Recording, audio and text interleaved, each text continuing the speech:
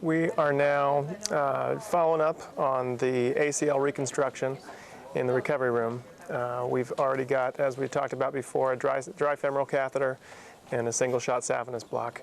And this young man is now complaining of discomfort post-operatively.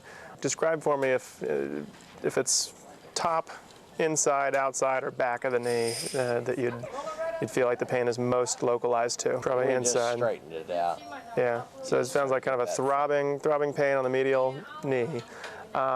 One thing to make a note of when you're doing post-operative pain blocks for ACL reconstruction is, unlike total knee replacements, the pain from sciatic nerve is not typical going to localize to the posterior knee the way that it does for knee replacement surgery. So the pain can be on the top, it can be on the inside, outside, back, deep, superficial. It can sound a lot like femoral nerve block pain, femoral nerve pain.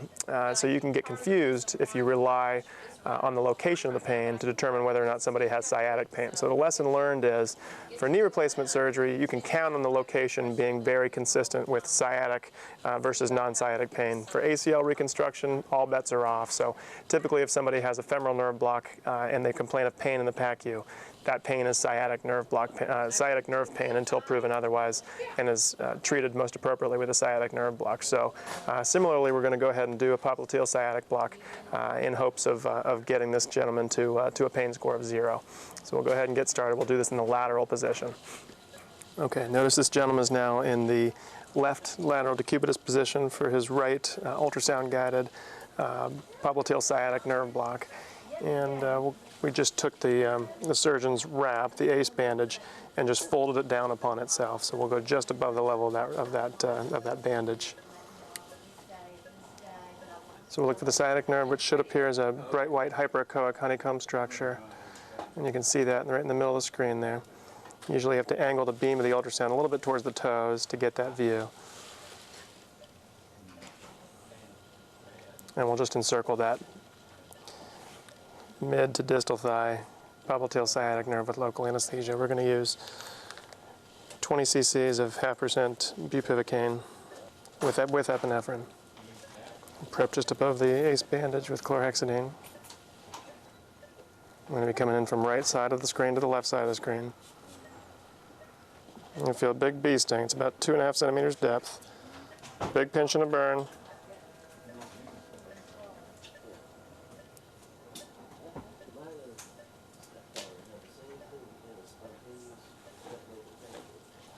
We'll just use a 22 gauge TUI, non-stimulating TUI. You doing okay?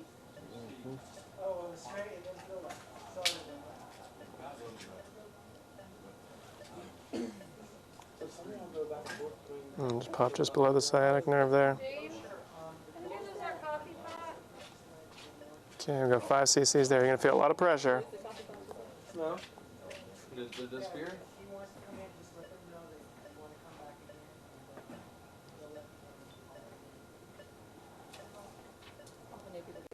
Okay, another 3.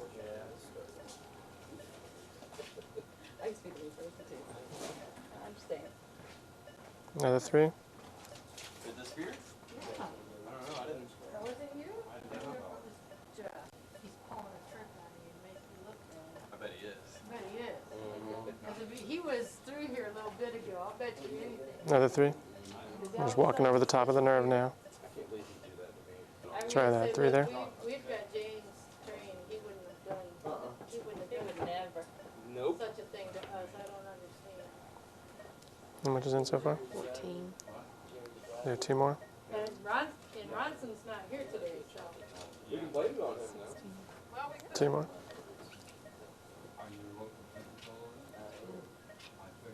2 more. It's hard, Dr. Winchester. 2 more there. I've got 3 names. Well. 18. Okay, 1 there. One of them. 19. And go ahead and get the last 2 there.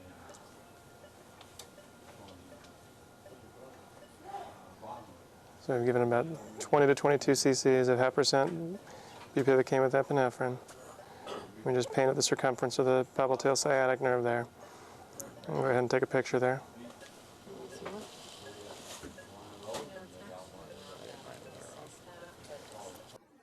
So we just finished the popliteal sciatic block in the PACU, and the patient who was initially complaining of not a ton of pain in a numeric pain scale wise, as far as that goes, it was about a 2 or 3 out of 10. But on a FACES pain scale, the patient was definitely grimacing, was definitely complaining of throbbing, aching pain that was bothersome. So about 5 to 10 minutes after the single shot popliteal sciatic block, that patient's medial knee pain went to 0. So essentially we have had a positive result. We've had a successful saphenous block plus a popliteal sciatic block, resulting in 0 pain after an ACL reconstruction with a patellar tendon graft, thus demonstrating yet again that in most patients, in our experiences, probably about 80% plus of patients, we're able to get the same analgesic results with a saphenous block that we have traditionally gotten with a femoral nerve block plus or minus a sciatic nerve block.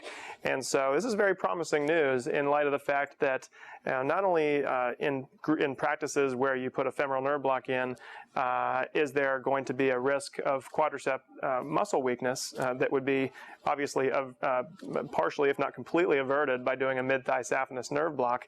There's even groups and surgeons, anesthesiologists alike, out there in other parts of the country or other parts of the world who are avoiding femoral nerve blocks altogether because of the concern about quadricep muscle weakness. And so you have to understand that, that this is not just meaningful in a relative basis in terms of converting femoral blocks to saphenous blocks in certain programs, but in those aforementioned programs that don't do blocks at all, that's an especially beneficial result here that we're demonstrating saphenous versus femoral, because now patients that weren't getting blocks at all, that were going home in significant discomfort after ACL surgery, are now going to be able to get blocks now, thanks to the potential to do a block that avoids motor block in doing a saphenous block. So I think this has a lot of promise in the long run. Now, if we continue to have the results that we're having preliminarily in these, in these sort of pseudoscientific, non-randomized prospective trial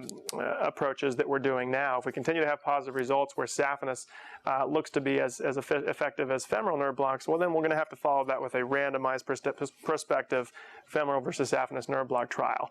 And if that more scientific trial demonstrates what we're already starting to see anecdotally in these small series, then this will be very publishable information, because as of yet, as best as I can tell, this is not something that on a large scale with adequate powering has been properly studied just yet. So hopefully that was helpful. Again, an ACL reconstruction with a patellar tendon graft with a dry femoral catheter, a single shot saphenous block, and a popliteal sciatic block, resulting in complete analgesia post-operatively. Thanks for watching.